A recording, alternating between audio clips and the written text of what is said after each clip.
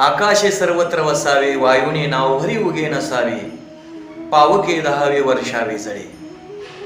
चंद्र, सूर्य, समुद्र यांनी कधीही आपली मर्यादा ओलांडली नाही आणि माणूस मात्र थोडा बहुत पैसा, अधिकार आणि सन्मान प्राप्त झाला की स्वतःला सम्राट समजून बसतो.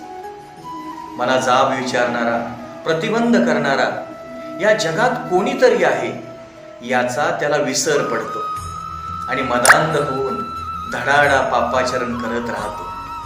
भगवान परमात्मा श्रीकृष्ण सांगतात ही पंचमहाभूतात्मक असणारी सृष्टी माझ्या सत्तेनं चालते.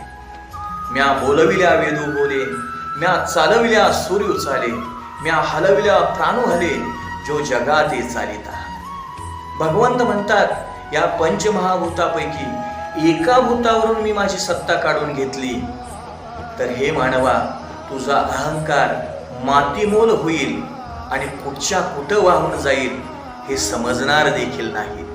म्हणून जगद्गुरु तुकोबराय म्हणतात, चाले हे शरीर कोणाची आसत्ते, कोण बोलवितो हरिवीन, देखवी ऐकवी एक नारायण, तयाचे भजन चुको नको. जय जय राम कृष्ण.